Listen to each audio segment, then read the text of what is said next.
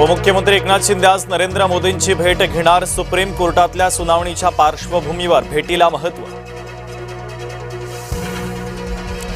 नंदुरबारचे भाजपचे माजी जिल्हाध्यक्ष विजय चौधरींना अटक। माजी खासदार हिना गावितांबद्दल आक्षेपार्ह वक्तव्य भोवलं।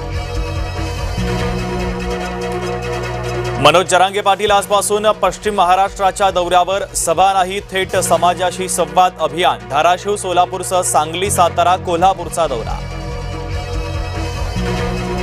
जरांगेंनी निवडणुकीमध्ये उभं राहावं। भाजप आमदार प्रवीण दरेकरांचं आव्हान। आमदार पाडण्यासाठी जरांगेंना शुभेच्छा। राष्ट्रीय ओबीसी महासंघाचे बंगळुरूमध्ये आज राष्ट्रीय महाअधिवेशन। मुख्यमंत्री देवेंद्र फडणवीस उपस्थित राहणार नाही। व्हिडिओ पोस्ट करत फडणवीसांकडून शुभेच्छा।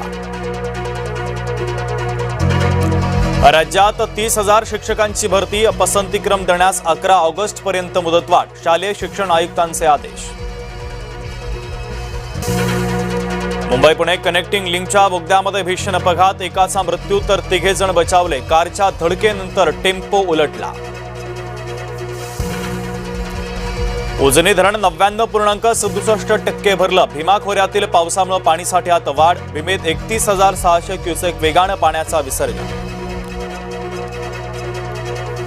जायकवाडीमधून पाण्याचा विसर्ग घटवला। 18 पैकी 10 दरवाजे बंद। पाणलोट क्षेत्रामध्ये पावसाचा जोर ओसरला। भंडाऱ्यामध्ये 4 वर्ष मुलीवर अत्याचाराचा प्रयत्न। आरोपीने स्वतःला जखमी करून घेतलं। नागरिक संतप्त।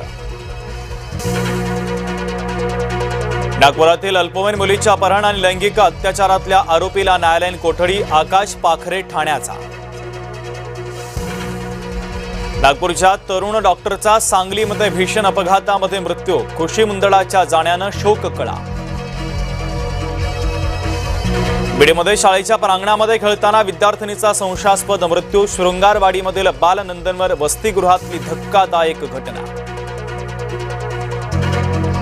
भंडाऱ्यामध्ये पत्नीच्या डोळ्यांदेखत पतीवर वाघाचा हल्ला। तुमसर तालुक्यातील दावेझरी येथील घटना। वाघानं गुराख्याला खेचून डोंगरावर नेलं। रमेश म्हात्रेंच्या जामिनासाठी हायकोर्ट अटी शर्थींसह अनुकूल। आरोपपत्र दाखल होईपर्यंत राज्यात पाऊल ठेवता येणार नाही। छत्रपती संभाजीनगरमधील एमआयएम नगरसेवक मतीन पटेलला अटक। नाशिकमधील टीसीएस धर्मांतर प्रकरणातील आरोपी निदा खानला मदत केल्याचा आरोप।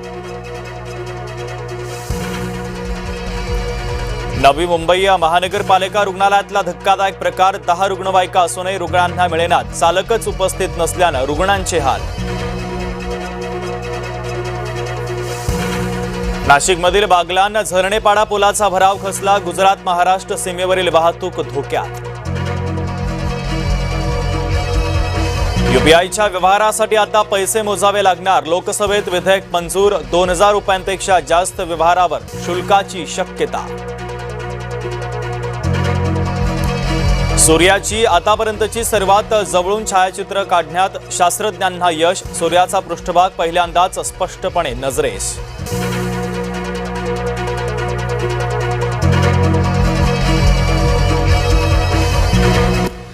नमस्कार, मी शुभम शिंदे।